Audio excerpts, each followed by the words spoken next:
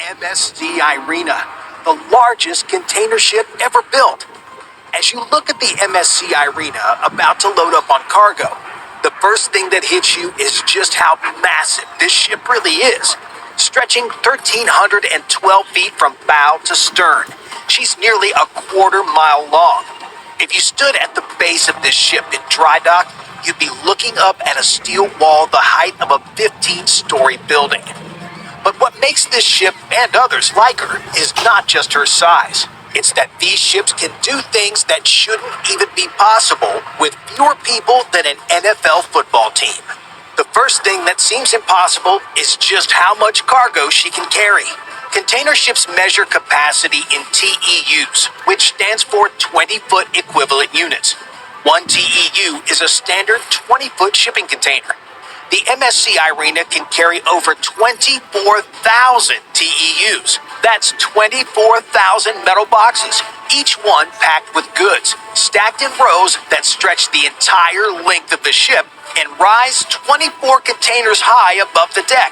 How something this top-heavy doesn't tip over is actually a marvel of modern engineering.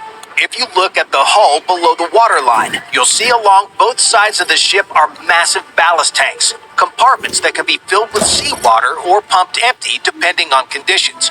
When the ship is fully loaded with containers stacked high on deck, the ballast tanks are filled, pulling the center of gravity lower. When the ship is empty, the tanks are pumped out so she doesn't sit too low. The ship also has a wide, flat bottom and a deep keel that acts like the weighted base of a punching bag. Every time the ship rolls, that weight pulls her back upright.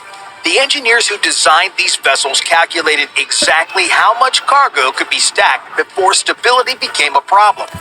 The result is a ship that looks like it should capsize, but is actually engineered to stay stable even in 40-foot seas.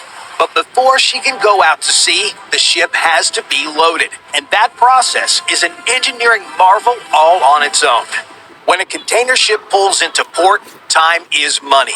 Every hour that ship sits at the dock is an hour it's not moving cargo across the ocean. So the loading process has been engineered down to the minute. The machines that make this possible are called ship-to-shore gantry cranes, massive steel structures that tower over 200 feet above the dock. These cranes run on rails along the pier, positioning them